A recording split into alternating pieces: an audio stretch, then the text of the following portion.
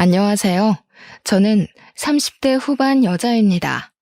저는 어릴 때 부모를 사고로 잃고 볼 거 없는 집안이라는 반대에 부딪혀 사랑하는 사람과의 결혼도 무산됐죠. 거기에 저희 부모님이 사기당했다는 사실까지 뒤늦게 알게 됐어요. 탈만했던 제 10대와 20대 이야기를 해보고 싶어 이렇게 사연을 보내봅니다. 제가 중학교 때 저희 가족이 시골로 이사를 가게 됐습니다. 당시 엄마가 몸이 좀 약해지셨거든요. 부모님은 서울에서 하시던 의류 사업을 접고 아빠의 고향 마을로 이사를 하기로 하셨죠. 시골에서 요양하며 엄마 건강도 돌보고 아빠가 늘 꿈꾸던 과수원을 하기로 하신 거였어요. 고향 마을에는 아빠의 가장 친한 친구가 과수원을 하고 있어서 여러모로 도와주시게 되었죠. 오빠랑 저는 그 아저씨를 상근 아저씨라고 불렀어요. 아빠는 상근 아저씨를 통해 땅을 구입하고 과수원 꾸릴 준비를 하며 사업 마무리를 위해 서울과 시골을 왔다 갔다 하셨어요. 저희도 아빠가 샀다는 그 땅을 보러 가서 새로운 생활을 그려보곤 했죠. 그러다가 그만 사고가 나고 말았습니다. 그날은 비가 많이 왔어요. 저와 오빠는 시골집에서 엄마 아빠를 기다리고 있었습니다. 10시가 돼도 11시가 돼도 돌아오지 않던 엄마 아빠는 결국 영영 돌아오지 못하셨어요. 상대방 차량 운전자도 크게 다쳐서 아빠가 마련한 시골집은 사고 보상금으로 고스란히 날아갔습니다. 제 나이는 고작 중3, 오빠는 고등학교 2학년이었어요. 저희 남매는 오갈 데 없는 고아가 되었습니다. 물려받을 유산조차 없다는 걸 안 친척들도 다들 슬금슬금 발을 빼고 있던 차에 상근 아저씨가 저희를 거두어 주셨어요. 그때부터 오빠와 저는 상근 아저씨 집에서 살게 되었습니다. 상근 아저씨는 우리 남매의 미성년 후견인이 되었죠. 엄마 아빠를 잃은 스트레스가 컸는지 저는 조금만 무리하면 알아눕는 몸이 되었어요. 병원에 가봐도 원인을 알 수 없었고 스트레스로 인한 걸 거라는 추측만 있었습니다. 그런 저를 상근 아저씨 부부는 잘 돌봐주었어요. 아저씨 부부는 저에게 한약도 다려 먹이고 몸에 좋은 음식도 해주셨습니다. 저는 상근 아저씨 부부를 믿고 따르게 되었어요. 그 집 딸이 저에게 좀 틱틱대기는 했지만 과수원에서 보내는 나날도 괜찮았습니다. 그렇게 상근 아저씨가 부모 잃은 저희를 자식처럼 잘 돌봐준다는 사실은 널리 소문이 났습니다. 오랫동안 마을 이장으로 활동한 상근 아저씨는 평소에는 동네의 어려운 이웃들을 몸소 찾아다니며 도와주는 것으로 덕망이 높았죠. 동네에 할머니와 단둘이 사는 다리를 못 쓰는 아이 집에도 매달 꼬박꼬박 도움을 주고 있었거든요. 저희 남매를 돌본 지 2년째 되던 해에 상근 아저씨는 TV에도 출연했어요. 죽은 친구의 아이를 돌보는 날개 없는 천사라는 타이틀로 방송이 됐고 방송국에서 아저씨 부부와 저를 찍어갔어요. 연지 아빠 지석이는 어릴 때부터 제 제일 친한 친구였어요. 정말 착하고 정 많던 녀석이었죠. 지석이 애들을 보는 제가 대단하다는 사람들한테 제가 그래요. 제 친구 지석이는 내 가장 큰 재산이었다고요. 그러니 지석이가 남긴 아이들도 제 재산이고 보물이죠. 저는 봉사하는 거라 생각지 않습니다. 오빠는 방송국 사람들이 찍으려 하자 자기는 나오기 싫다면서 극구 마다했습니다. 그때는 오빠가 이해되지 않았어요. 어려운 사람들을 위해 오랫동안 봉사한 것이 인정되어 이듬해에는 나라에서 주는 선량한 시민상도 받았어요. 오빠는 고등학교를 졸업하자마자 그 집에서 나가버렸습니다. 오빠, 서울로 가는 거야? 아저씨가 대학 보내주신다고 했잖아. 왜 그렇게 급하게 가는데? 인사도 제대로 안 하고 꼭 그렇게 가야 해? 나는 여태까지 여기 있어 온 것도 오래 있던 거야. 하루빨리 누구에게 의지하지 않고 내 힘으로 살고 싶어. 너도 데려가고 싶지만 내가 아직 능력이 없으니까 너는 아저씨 아줌마 옆에 있어. 네가 두 분한테 많이 의지하는 거 알아. 내가 그 자리를 대신할 수 있을 때 올게. 이렇게 가서 죄송하다고 전해드려. 오빠는 그렇게 서울로 가버렸어요. 저는 오빠가 없어지자 마음이 너무나 허전했죠. 그 자리를 메워준 것이 아저씨 아들 호식이었습니다. 너희들 이 밤에 어디 갔다 오는 거니? 안 그래도 밤만 되면 둘 다 사라진다 했더니 다 큰 남자 여자가 어디 어두운 데서 노닥거리다 와. 누가 보기라도 하면 어쩌려고. 너희 조금 있으면 고3이야. 연재, 너 한번 말해봐라. 너 지금 호식이랑 연애질이나 해도 된다고 생각하니? 호식이랑 저랑 사귀는 사이라는 걸 안 상근 아저씨 부부는 펄쩍 뛰며 반대를 했어요. 저를 보는 아저씨 부부의 눈빛은 싸늘하게 변해버렸어요. 호식이와 저는 상근 아저씨에게도 불려가 호되게 야단을 맞았고 다시는 둘이 붙어있지 말라는 명령을 받았어요. 그리고 저는 아저씨랑 아주머니가 안방에서 하는 이야기를 듣고 말았어요. 호식이랑 연재랑 다시는 둘이 못 붙어있게 해야겠어. 사내 자식이 배알도 없이 부모 없는 애 꽁문이나 졸졸 쫓아다니기나 하고. 당신은 대체 아들 관리를 어떻게 한 거야? 아니, 내가 걔네들 둘이 붙어먹을 줄 알았겠어? 얌전한 고양이가 부뚜막에 먼저 오른다더니 연재 고계집애가 감히 우리 집 아들을 꼬시다니 우리가 불쌍해서 걷어준 줄도 모르고 앙큼하기 짝이 없지 뭐야. 이래서 머리 검은 짐승은 거두는 게 아니라잖수. 내가 그 집 애들 눈빛이 싸하다고 그때부터 말했잖아요. 아니 그럼 남들 다 보는데 애미애비 다 죽은 애들을 길바닥에 앉혀? 나는 그렇게는 못해. 걔네들 길바닥에 나 앉으면 사람들이 우리더러 뭐라 그러겠어 이 사람아. 나는 앞으로 더 큰 꿈이 있다지 않아요. 당신 군수 사모님 되고 싶다며? 그런 높은 자리에 가려면 이 정도 어려움쯤은 감수하라고 했잖아.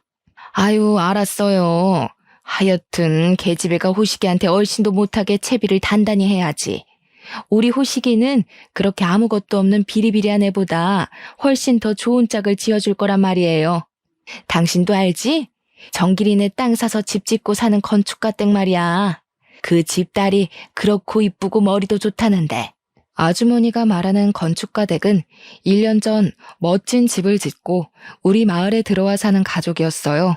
그 집 아저씨가 해외에서도 유명한 건축가라고 소문이 자자했죠. 그리고 그 집에는 우리랑 동갑인 세윤이라는 딸이 있었어요. 아주머니 말대로 얼굴도 이쁜 데다 오자마자 전교 1등에 그림을 잘 그려서 상도 많이 받는 총명한 아이였거든요. 외국물을 먹어서인지 집안 사람들이 다 누가 봐도 세련되고 교양이 넘쳤습니다. 세윤이 아빠 엄마는 저희 같은 학생들에게도 절대로 반말을 하지 않고 누구에게나 친절했죠. 그 집 사람들은 클래식만 듣고 고급스러운 것만 먹는 깍쟁이일 것 같은데 그렇지도 않고 소탈한 면이 있었어요. 마을 회의 같은 게 열리면 세윤이 엄마 아빠는 편한 차림으로 나와서 의견도 내고 사람들이랑 막걸리를 마시며 어울리기도 했어요. 언제부턴가 호식이 엄마는 마을 회의에 갈 때면 꼭 고급스러운 옷을 입고 가야 한다면서 호들갑을 떨기도 했습니다. 아유, 사람들이 회의 같은 데 올 때는 옷 좀 갈아입고 오지. 어쩜 그렇게 농사 짓던 차림 그대로 하고 오는지 교양 없이. 세윤이네 좀 봐요. 대충 입고 와도 얼마나 고급지고 교양 있어 보여. 사람이 노는 물을 잘 골라야지. 나도 잘못하면 이 동네 무식쟁이들처럼 보일까봐 걱정이라니까. 세윤이네랑 급이 맞으려면 나도 고급지게 하고 다녀야지. 허영에 찬 아주머니를 보면 솔직히 좀 웃기긴 했어요.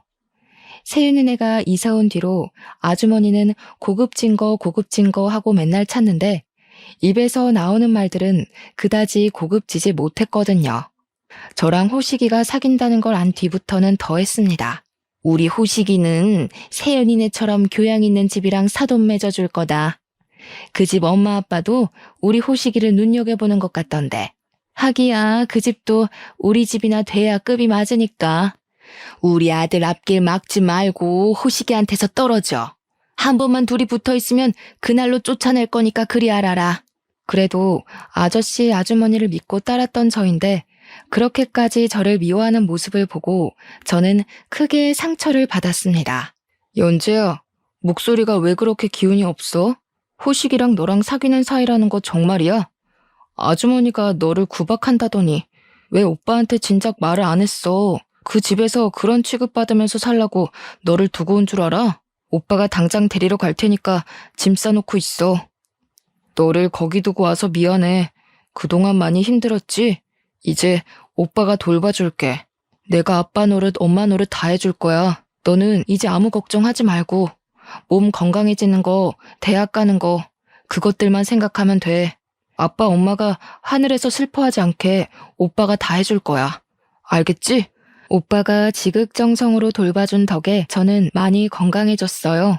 오빠를 고생시키지 않으려고 열심히 공부해서 전액 장학금을 받고 대학에 갔죠. 그리고 대학교 2학년 때 서울에서 호식이를 다시 만났습니다. 친구들과 들렀던 학교 근처 술집에서였어요. 화장실 앞에서 호식이와 딱 마주친 거였습니다. 유연재 아니야? 네가 여기 웬일이래? 친구들이랑 왔구나.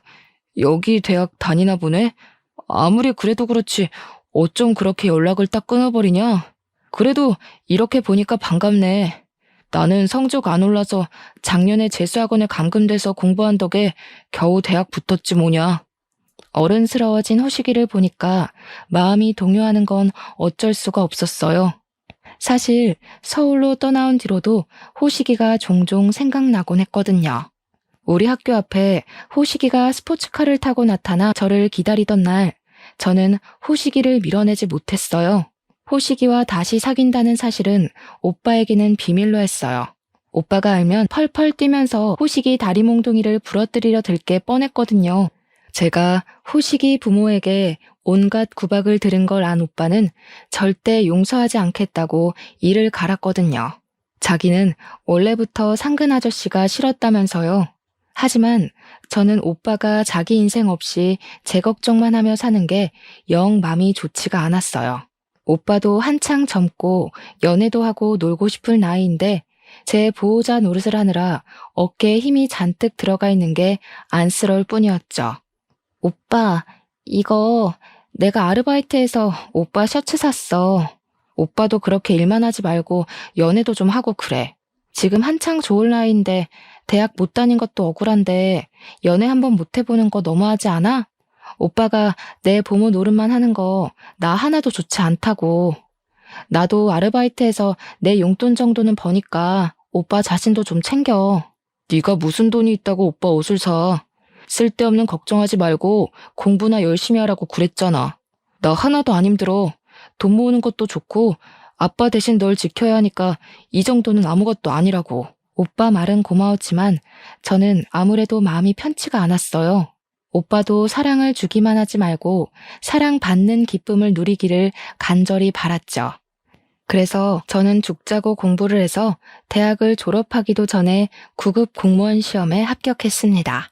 제가 원하면 사법고시를 합격할 때까지라도 뒷바라지 해줄 오빠였지만 저는 하루빨리 오빠의 짐을 덜어주고 싶었어요. 그리고 오빠가 연애라도 하려면 제가 다른 가족을 만드는 방법밖에는 없다는 결론에 이르렀죠. 오빠 말고 다른 가족, 저에게 그건 호식이었습니다. 장난기 많고 틱틱대긴 했지만 세상에서 오빠 말고 나를 진심으로 걱정해주는 유일한 사람. 호식이랑 결혼을 하는 수밖에 없다고 생각했죠. 결혼 얘기를 꺼내자 호식이는 처음에는 좀 당황했지만 곧 특유의 넉살을 발휘해 자기가 나를 먹여 살리겠다고 큰 소리를 쳤습니다. 나는 너랑 결혼하면 뭐든 할 수 있을 거라 생각해. 우리 둘이 힘내서 벌어서 모으면 못할 일이 뭐가 있겠어. 호식이는 군대를 갔다 와서 아직 학생이었지만 결혼부터 하고 취직해도 된다는 생각이었어요. 오빠는 제 계획을 알고 예상대로 잔뜩 화를 냈습니다. 오빠랑 결혼을 해? 너 지금 제정신이야? 그 집 사람들 너한테 한 짓 잊었어? 왜 네 발로 불행의 구렁텅이로 걸어 들어가려 그래? 그 집 사람들 다 쓰레기라고. 정 결혼이 하고 싶으면 다른 남자랑 해. 오빠가 좋은 남자 찾아줄 테니까. 호식이는 절대로 안 돼. 내가 호식이 말고 누구랑 결혼을 해? 나도 많이 고민했는데 나는 호식이 아니면 안 돼. 그리고 호식이 자기 가족들이랑 사이 안 좋아. 나랑 결혼해서 연 끊고 살 거라 그랬어. 나는 내가 사랑하는 사람이랑 결혼할 거야. 오빠도 이제 내 걱정 그만하고 오빠 인생 살아. 저는 어떻게든 오빠를 자유롭게 해주고 싶다는 생각뿐이었죠. 하지만 제 어린 생각이 만들어낸 결과는 감당하기 힘든 것이었습니다. 어떻게 알았는지 우리가 결혼하기로 했다는 걸 안 호식이 엄마와 누나는 제가 근무하고 있던 동사무소에까지 찾아왔어요. 저는 창고에 앉아 그들이 쏟아내는 비난을 고스란히 들어야 했습니다. 진상도 그런 진상이 없었어요. 이 앙큼한 거사. 내가 호식이한테서 떨어지라고 했어, 안 했어? 뭐? 결혼을 해? 제정신 아니지 너? 이제 보니 이거 아주 더럽고 뻔뻔하기 짝이 없는 년이구먼. 겨우겨우 떨어뜨려 놨더니 그새 호식이를 또 꼬셨어. 이 계집애야. 호식이는 너보다 100만 배는 잘난 여자랑 맺어줄 거야. 하나밖에 없는 아들을 너같이 천한 애한테 줄 것 같으냐? 그러니까 엄마, 내가 저 계집애 처음 봤을 때부터 깨름칙하다고 했잖아. 얼굴 좀 반반하다고 순진한 호식이 꼬셔가지고 우리 집 재산 어떻게 해보려는 속셈이 뻔하다니까. 야, 없으면 없는 대로 살아. 가진 것도 쥐뿔도 없으면서 남들 하는 대로 다 하고 살려니까 문제인 거야. 기워준 은혜를 몰라도 유분수지. 어디서 결혼이란 말이 감히 입에 나와? 호식이야 순진해서 당한다 쳐도 우리는 안 당한다. 너 따위한테 10원 한 푼 흘러들어갈 줄 알면 오산이야. 돈 지고 온다는 색시들이 놀렸는데 호식이가 왜 너랑 결혼을 하니? 분수를 알았으면 작작하고 꺼져. 제가 아줌마 같은 사람인 줄 아세요? 아줌마네 돈 준다고 해도 안 받아요. 호식이도 집에서 돈 받을 생각 없다고 했어요. 남의 직장에서 행패 부리지 말고 나가세요. 창피하지도 않으세요? 당장 안 나가면 경찰 부를 겁니다. 이 계집애가 무릎을 꿇고 빌어도 모자랄 판에 뭐 경찰을 불러? 내 귀한 아들을 너같이 무식하고 뻔뻔한 년한테 줄 줄 알아? 어림도 없지. 억만금을 들고 온다면 또 모르지. 우리 호식이는 건축가댁 세윤이 같은 애 아니면 절대 결혼 못 시키니까 그런 줄 알아라. 세윤이요? 세윤이네 같이 고상한 사람들이 아줌마같이 허영만 가득 찬 사람이랑 결혼하려고 할까요? 세윤이가 얼마나 똑똑한데. 말도 안 되는 소리죠. 꿈 깨세요, 아줌마. 말은 그렇게 세게 했지만 저를 미워하는 호식이 엄마를 보니 솔직히 마음이 아프더라고요. 솔직히 호식이 부모가 저렇게 반대하는데 결혼하겠다고 나선 게 미친 짓이었나? 이대로 헤어져야 하나? 내가 호식이 없이 어떻게 사나 하는 생각에 저는 내색은 못하고 혼자 가슴앓이를 했어요. 호식이를 잊어보려고도 했지만 첫사랑인 호식이를 쉽사리 마음에서 놓을 수가 없었거든요. 상심한 나머지 자꾸만 살이 빠지는 저를 보고 오빠는 무슨 결심을 한 모양이었어요. 어느 날 저를 앉혀놓더니 꼭 호식이랑 결혼해야겠냐고, 호식이가 아니면 안 되겠냐고 묻더군요. 그러더니 그 길로 호식이 부모를 만나러 갔습니다. 자기는 그 사람들이라며 치를 떤다던 오빠가 말이죠. 오빠는 호식이도 따로 만났습니다. 도대체 무슨 영문인지 저는 알 수가 없었어요. 오빠가 호식이네 가족을 만나고 온 뒤로 그들의 태도가 싹 바뀌었거든요. 제가 집에서 나간 후로 한 번도 저를 따로 부르지 않았던 호식이 어머니가 갑자기 전화해서 친절한 목소리로 집에 들르라는 게 아니겠어요? 저는 어리둥절해진 심정으로, 반쯤은 속는 심정으로 선물 세트를 사들고 상근 아저씨 댁 호식이 부모 집으로 갔습니다. 우리가 그동안 반대해서 마음고생 많았지? 자식 잘 되길 바라는 마음에 그런 거니까 너무 섭섭하게 생각하지 마라. 우리가 생각해 봤는데 너희 둘이 그렇게 죽고 못 산다는데 떨어뜨려 놓지도 못할 거 괜히 분란 만들 필요가 없는 것 같아. 그래, 호식이 엄마 말이 맞다. 너희들이 부모 잃고 우리 집에서 자란 것도 인연인데 우리가 잘못 생각했어. 돈도 좋고 명예도 좋고 교양도 좋다만 부부라는 게 사실 다른 것보다 사랑이 최우선이야 하는 건데, 사람은 뭐니 뭐니 해도 사랑이 있어야 행복한 거 아니겠니? 그동안 반대한 거 섭섭하게 생각하지 말고 둘이 잘 살아보거라. 저는 갑자기 180도 바뀐 아저씨 아주머니 태도에 어안이 벙벙했습니다. 오빠가 무슨 요술이라도 부린 걸까요? 아무래도 찜찜해서 오빠에게 어떻게 된 건지 물어봤지만 영 시원스러운 답을 듣지는 못했어요. 오빠는 저더러 그저 사랑하는 사람과 잘 살아보라고 말할 뿐이었습니다. 찜찜했지만 저는 일단 결혼 준비를 하고 있었어요. 그런데 언제부턴가 호식이가 자꾸 우리 오빠를 찾는 게 아니겠어요? 연재야, 오늘 연석이 형 집에 있어? 별일은 아니고 형 집에 있으면 잠깐 얼굴이나 보고 갈까 하고. 별일은 아니야. 그냥 형한테 인사나 하고 싶어서 그런 거지 뭐. 아무 일도 아니니까 신경 쓰지 마. 어느 날 퇴근길에 오빠 저녁으로 해줄 반찬거리를 들고 가던 저는 집 앞에서 오빠와 호식이가 이야기를 하고 있는 걸 발견했어요.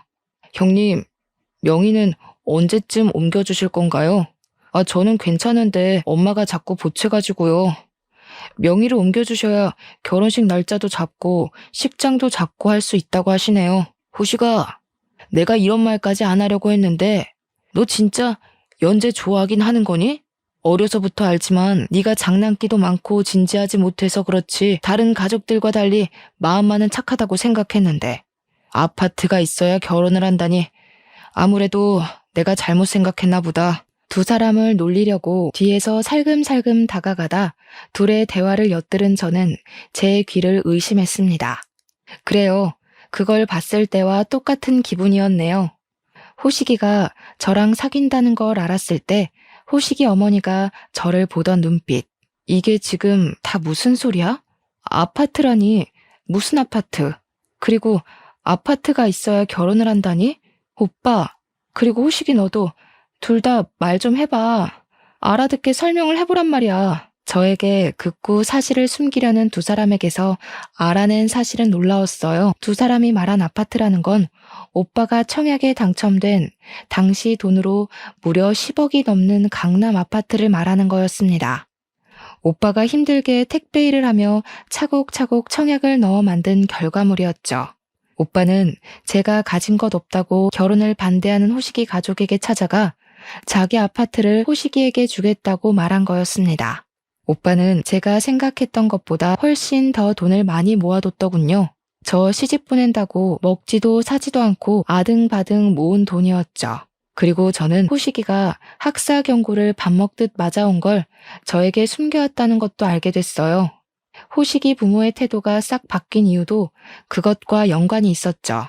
교양도 돈도 있는 집과 이어주고 싶다던 그들은 어차피 자기 아들이 가망이 없는 것 같으니 돈이라도 챙기자는 심산이었던 겁니다. 호식이 네가 어떻게 우리한테 그럴 수가 있어? 우리 오빠 아무것도 없이 서울 와서 얼마나 고생했는지 몰라? 오빠가 그렇게 고생해서 모은 전 재산을 홀랑 빼앗아 가겠다고?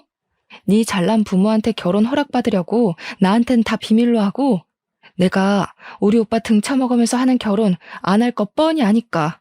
안 그래? 미안해 연재야. 아빠랑 엄마는 너랑 안 헤어지면 용돈이고 뭐고 다 끊어버린다 그러지. 나도 너랑 헤어지기 싫어서 그랬어. 아빠 선거 나가야 한다고 돈 필요하니까 연석이 형 아파트라도 받아오라고 자꾸 그러시잖아. 내가 돈 벌어서 다 갚아주려고 했어. 지금 아빠가 돈 끊어버리면 나 진짜 어떻게 될지 모른단 말이야. 나는 너랑 둘이서 차근차근 시작하고 싶었어. 우리 젊으니까 열심히 하면 얼마든지 잘 살 수 있다고. 그런데 너는 남의 돈이 굴러들어오지 않으면 못 사는 애였구나. 그렇게 못난 놈인 줄도 모르고. 너같이 한심한 놈을 가족이라고 생각하고 혼자 희망에 차 있던 내가 바보였어. 그 길로 호식이 부모에게가 따졌습니다. 두 사람 역시 뻔뻔하기 짝이 없더군요. 개집애가 생사람을 잡네. 우리가 달라 그런 거 아니다. 너네 오빠가 먼저 찾아와서 준다 그랬지. 그러면 뭐 우리가 너같이 격 떨어진 애랑 아무런 조건 없이 받아줄 줄 알았어? 꿈 깨셔. 내가 말했지? 세윤이네 같이 교양 있는 집 아니면 안 된다고. 너네들이 좋아 죽는다니까 아파트라도 받고 허락해준다는 건데 뭐가 잘못됐어? 아, 그러세요? 우리 오빠가 아파트 줄 테니까 결혼 허락해달라고 부탁하니까 옳다쿠나 하고 받으셨군요. 참 퍽이나 교양이 있으시네요. 다른 사람들 앞에서는 고아를 데려다 키운 착한 사람으로 가면 쓰고 막상 저희 남매한테는 고아에 배경 없다고 사람 무시하고 겨우 마련한 아파트 한 채 뺏어가니까 기분이 참 좋으셨겠어요. 참 고상하세요. 연재야, 그게 아니고 우리가 꼭 아파트 때문에 허락을 했다기보다는 기왕 결혼하는 건데 아무것도 없이 하는 것보다는 아파트라도 갖고 하는 게 낫지 않니? 너는 왜 별것도 큰 소리 내고 그러니? 그리고 우리가 너희 키우면서 들어간 돈도 있는데 아저씨 내년에 선거 나가야 하는데 괜히 말 나오게 하지 마라. 아저씨는 방송국 카메라 앞에서는 저희 아빠가 제1의 재산이라느니 저희 남매 거두는 게 본인의 기쁨이라느니 떠들더니 사람들 앞에선 그렇게 사람 좋은 척을 다 했잖아요.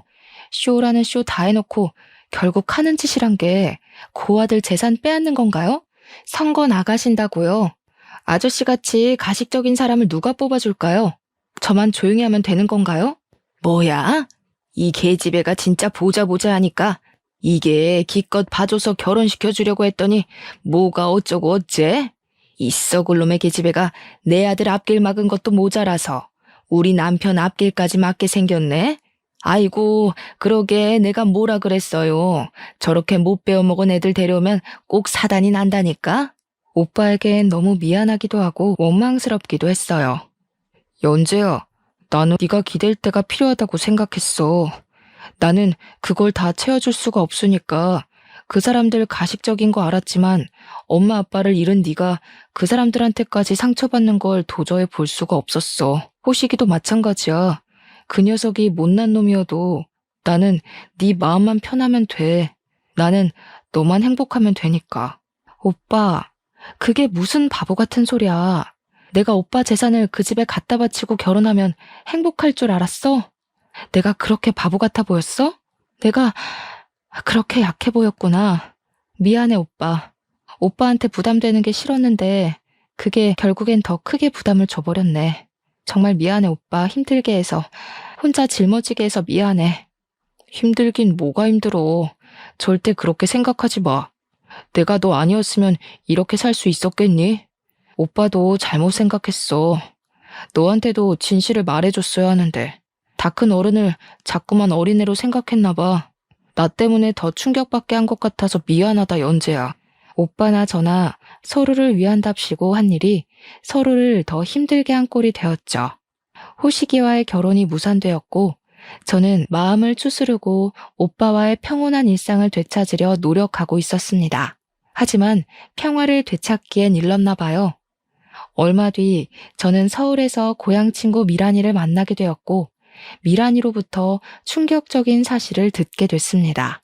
연재야, 우리 엄마한테 들었는데 말이야. 요즘 너에 대한 이상한 얘기가 돌아다닌다고 해서. 설마 아니지? 사실은 고등학교 때 너 오빠 따라 서울 간 다음에도 마을 사람들 사이에 말이 많았거든. 알잖아, 이 동네 사람들 말 많은 거. 너 서울에서 하는 일에서부터 너 만나는 남자가 누구냐는 둥 별별 얘기가 다 돌아다니나 봐. 어떡하지? 무슨 얘기?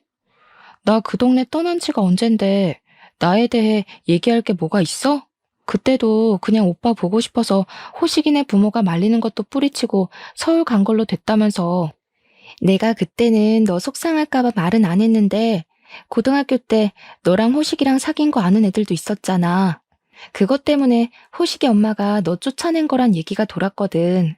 그때도 네가 순진한 호식이 꼬드긴 거라고 그러더니 지금은 아무래도 어른들 사이에 얘기가 도는 모양이야. 네가 그 안 좋은 데서 일한다고. 호식이네 어머니랑 누나한테 순진한 호식이 꼬드기지 말란 말은 수도 없이 듣긴 했지. 근데 내가 뭐 공무원 말고 다른 거라도 한다는 거야? 내가 안 좋은 데서 일을 어떻게 해? 어떻게 그런 소문이 돌지? 나도 모르겠어. 우리 동창들 아는 애들은 다 알지. 너 오빠 고생 안 시킨다고 공무원 시험 합격해버린 거. 근데 그거 모르는 애들도 있으니까. 나도 전해드린 건데 네가 그 반반한 얼굴 믿고 호식이 꼬신 것도 모자라서 이제는 그렇고 그런 데서 일한다고. 차차 미란이가 무슨 말을 하는 건지 이해가 되기 시작했어요. 그렇고 그런 데서 일하는 더러운 계집애가 순진한 호식이를 꼬드겨 그 집안 재산을 꿀꺽 삼키려 했다는, 부모 없는 애를 키워줬더니 은혜를 원수로 갚는다는, 누가 봐도 호식이 엄마 입에서 나온 전형적인 레퍼토리였죠. 저를 매장시켜버릴 속셈이었어요. 자신들의 검은 속내를 알아버렸으니까요. 부모 잃은 저를 거둬준 상근이 아저씨 부부에게 마지막까지 남아있던 일말의 애정을 그들이 직접 마지막 한 방울까지 쥐어짜 모조리 버리게 했습니다. 저는 시간 날 때마다 마을 사람들을 일일이 찾아다니며 저에 대해 들었다는 안 좋은 소문을 묻고 그에 대한 기록을 남기기로 했습니다. 이대로 당하기만 할 순 없었거든요. 쉽지는 않았습니다. 저를 보는 마을 사람들의 시선이 곱지가 않았거든요. 마을 사람들에게 전 키워준 상근이 아저씨 부모에게 한마디 말도 없이 서울로 가버린 데다 호시기까지 꼬여내어 가족들 사이를 갈라놓은 천하의 배은망덕한 계집애였습니다. 하지만 전 포기하지 않았어요.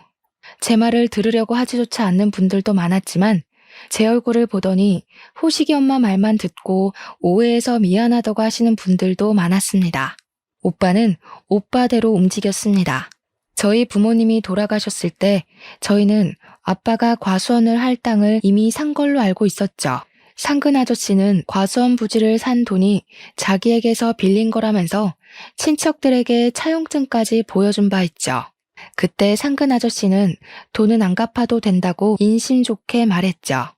그 사실이 알려져 천사 이미지가 더욱 굳어진 거였고요. 친척들은 혹시라도 돈 문제에 얽힐까봐 이 일에 대해 깊게 파고들려 하지 않았고 아직 학생이었던 저희는 그냥 그런 줄로만 알고 있었죠. 호식이와 제 결혼이 무산된 얼마 후 오빠는 아빠가 샀다던 그 땅에 대해 알아보기 시작했어요. 그리고 저희는 놀라운 사실을 알게 됐습니다. 아빠가 샀다던 그 땅이 한 번도 팔린 적이 없었다는 사실이었죠. 오빠와 저는 이걸 어떻게 받아들여야 할지 몰라 한동안 멍해져 있었어요. 오빠는 상근 아저씨를 찾아갔습니다. 연재랑 호식이 일은 죄송하게 생각합니다. 두 사람 때문에 마음 많이 상하셨죠? 둘이 어릴 때 좋은 기억이 있어서 그렇지 사실 두 사람은 서로 맞지 않는다고 생각했어요. 연재가 지금 화가 많이 난 모양인데 시간 지나면 다 잊고 연재나 호식이나 더 좋은 사람 만날 수 있을 거라 생각합니다. 그래, 그렇게 말해주니까 다행이네. 키워준 거에 대해 감사는커녕 원망만 하는 너희가 우리도 원망스러웠다만 지난 일은 지난 일이니 잘 덮고 서로 행복을 빌어주자고. 그런데 연재가 요즘 마을 사람들을 찾아다니는 것 같던데 내년 선거에 혹시 영향 미치지나 않을지. 걔가 더 이상 설치고 다니지 않게 연석이 네가 잘 타일러줬으면 좋겠구나. 네, 그럼요. 저한테는 이 동네가 고향이나 다름없는데 아주머니 아저씨랑 서먹서먹해지고 싶지 않아요. 저도 서울살이를 오래 해보니 고향이 최고라는 걸 점점 느끼게 됐거든요.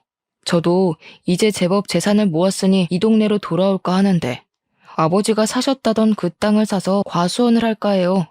아버지가 이루려던 꿈도 이루고 이젠 저도 시골에서 마음 편히 좀 살고 싶어서요. 너랑 연재랑 같이 돌아오겠다는 거냐? 이 동네로? 그게 쉽지가 않을 텐데. 연재 걔가 이 동네로 오면 괜히 또 사달이 날까 걱정이다. 안 그래도 시골로 가서 살자고 얘기해봤는데 연재는 시골이 싫다고 서울에서 살겠대요. 시골 사람들 말 많은 것도 싫고 자기는 서울이 딱 체질이라나요? 저도 그런 줄 알았는데 한참 살아보니 아니더라고요. 연재는 직장도 서울이고 서울에서 좋은 사람 만나라고 하고 전화 와서 살려고요. 아빠가 샀던 땅을 사고 싶다는 오빠 말에 상근 아저씨는 움찔했다고 해요. 하지만 이내 평정심을 찾고 얼굴에는 화색까지 돌았다고 하더군요. 그 땅을 자기가 싸게 사게 해준다면서 선택 잘한 거라면서 오빠에게 빨리 사라고 부추기까지 하고요. 23,000평 규모의 땅을 원래 가격보다 500만 원 싸게 사게 해준다는 거였죠. 그리고 오빠는 알게 됐습니다. 9년 전 아빠도 상근 아저씨에게 똑같은 말을 들었다는 것을요. 원래 마을 땅을 팔려면 마을 사람들 과반수의 동의를 얻어야 하는데 9년 전에 그런 과정은 이뤄지지 않았다는 걸요. 모두 발로 뛰어 알아낸 거였죠. 오빠와 저는 9년 전 아빠의 계좌에서 3억이라는 돈이 상근 아저씨 계좌로 넘어갔다는 것도 알게 됐습니다. 알아보니 당시 그 땅의 시세는 1억 9천 정도로 상근 아저씨는 터무니없이 높은 가격으로 아버지를 속인 것이었어요. 우리가 당한 걸로도 모자라 부모님까지 상근 아저씨에게 사기를 당했다는 걸 알게 됐죠. 어느덧 선거철이 다가오고 있었습니다. 그날은 호식이 아버지 이상근의 첫 연설일이었죠. 저는 월차까지 써서 그 연설을 들으러 갔습니다. 15년 전부터 이장으로 일하면서 저는 지역을 위해 더 많은 일을 하고 싶다는 꿈을 품게 되었습니다. 힘없고 돈이 없는 이들, 누군가의 도움이 필요한 이들, 저 이상근은 그런 이들의 곁에서 묵묵히 봉사해 왔습니다. 이제는 제가 오래전부터 품어왔던 꿈을 여러분 앞에 내어 보이려 합니다. 여러분을 위해 일할 수 있는 기회를 주시기를. 이상근이 한참 연설하고 있을 때 경찰들이 들이닥쳤습니다. 저희 아빠에게 땅을 팔겠다고 가짜 문서로 사기를 친 죄로 구속 수사가 결정된 것입니다. 아빠 엄마가 돌아가신 지 9년 8개월 만 사기죄 공소시효가 6개월밖에 남지 않은 시점이었습니다. 오빠와 저는 아빠가 남기신 서류 상자를 뒤지고 뒤져 결국 이상근이 마을 땅 문서를 위조해 아빠에게 넘긴 가짜 매매 계약서를 발견했습니다. 아빠가 이상근에게 돈을 보낸 기록도 남아 있었으니 빼도 박도 못할 증거였죠. 거기에 오빠에게까지 비싼 값에 땅을 팔려고 하면서 너희 아빠에게 그 땅을 사라고 빌려준 돈도 못 받았지만 이라고 말한 것도 녹음해 두었고요. 연설의 며칠 전에 오빠와 제가 만난 형사는 마을에서 같이 자란 동네 친구였어요. 상근 아저씨 같은 사람을 사기죄로 구속한다는 게 쉽지는 않을 거야. 우리 선배들만 해도 다 상근 아저씨랑 잘 아는 사람들이니까. 아마 사람들이 사실 자체를 받아들이지 않으려고도 할 테지. 우리야 잘잘못을 가리는 게 중요하다 생각하지만 수사가 시작된다 해도 덮어주려는 사람들이 많아서 처벌하기가 쉽지 않을 텐데. 그럴 거라고 생각했어. 하지만 우리도 다 생각이 있어. 이미 방송국에 다 연락해놨거든. 전에 상근 아저씨 선량한 시민상 받았을 때 방송국에서 왔던 거 알지? 그때 취재하러 왔던 PD랑 연락이 됐거든. 너도 선배들한테 똑똑히 말해도 우리가 이렇게 증거를 찾아놨는데 제대로 처벌이 안 이루어지면 어떻게 될지. 경찰에 끌려가는 이상근 씨에게 저는 똑똑히 말했습니다. 저희 아빠한테 땅 판다고 사기쳐서 돈 뜯어내놓고 저희 데려다 키우면서 선량한 사람인 척 다 하니까 좋으셨어요. 그렇게 속인 것도 모자라서 저희 오빠가 힘들게 마련한 아파트도 빼앗아 가려고 하고 똑같은 땅으로 똑같은 사기를 오빠에게 치려했죠. 저에 대해 더러운 소문까지 흘리고. 이제 끝났어요. 당신의 추악한 인성이 전국에 중계될 거예요. PD님, 잘 보고 계시죠? 연재 너 기어코 네가 일을 치는구나. 네가 어떻게 나한테 이러냐? 내가 널 얼마나 정성 들여 키웠는지 잊었어? 너 같은 애가 아무리 떠든다고 누가 믿어주긴 할 것 같아? 이런 배응망덕한 년, 끝까지 우리 식구들 발목을 잡고 늘어지는구나. 이런 똥물에 튀겨 죽일련. 이 더러운 년아, 우리 집 식구들한테서 떨어져. 우리 집 양반이 너같이 하찮은 것한테 당할 것 같아? 여러분 이거 보세요. 이거 다 모함입니다. 연재 이 기집애가 우리가 호식이랑 결혼 못하게 했다고 앙심을 품고 벌인 짓이라고요. 모함은 아주머니가 한 거죠. 멀쩡한 공무원인 저를 몸이나 팔고 남자나 꼬시고 다니는 애라고 온 동네에 소문냈잖아요. 제가 사람들 증언 다 녹음해서 모아놨어요. 아주머니도 곧 명예훼손죄로 재판받게 될 겁니다. 남한테 우러러 보이는 게 중요한 분들이 왜 그러셨어요? 명예가 그렇게 중요하고 고상하게 살고 싶으면 양심에 따라 사셨어야죠. 당신들이 얼마나 천박한 사람들인지 다 알게 될 거예요. 키워준 은혜를 결국 이런 식으로 갚는구나.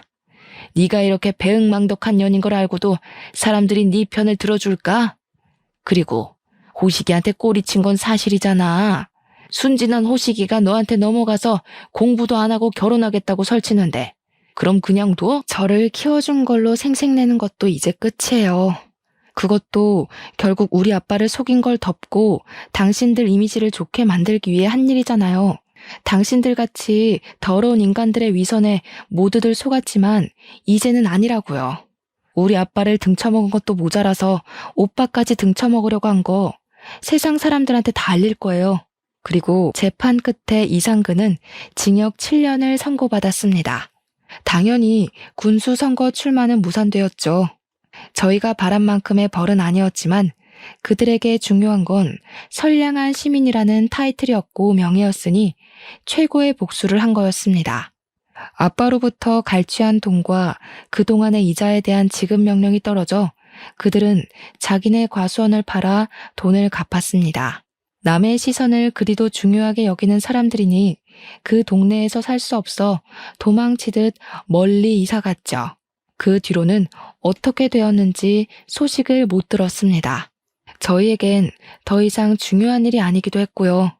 가장 친한 친구에게 배신당한 아빠를 생각하면 마음이 아팠지만 열심히 살아가는 게 저희가 할 수 있는 최선의 일이었습니다. 저는 독일로 유학을 떠나 박사 학위를 받고 4년 전에 돌아와 강사로 활동하고 있습니다. 독일에서 만난 사람과 결혼도 했죠. 오빠도 결혼을 했어요. 오빠와 결혼한 사람은 다름 아닌 호식이네 부모가 그렇게 호식이와 결혼시키고 싶어 했던 세윤이랍니다. 성적이 좋았던 세윤이는 법대 가라는 주변의 권유를 만류하고 선생님이 되고 싶다면서 교대에 갔어요. 오빠를 본 세윤이는 저를 진심으로 걱정해주고 돌봐주는 오빠에게 반했다고 해요. 서울에서 다시 만났을 때도 변함없이 좋은 사람이라는 걸 알고 오빠에게 먼저 다가간 거죠.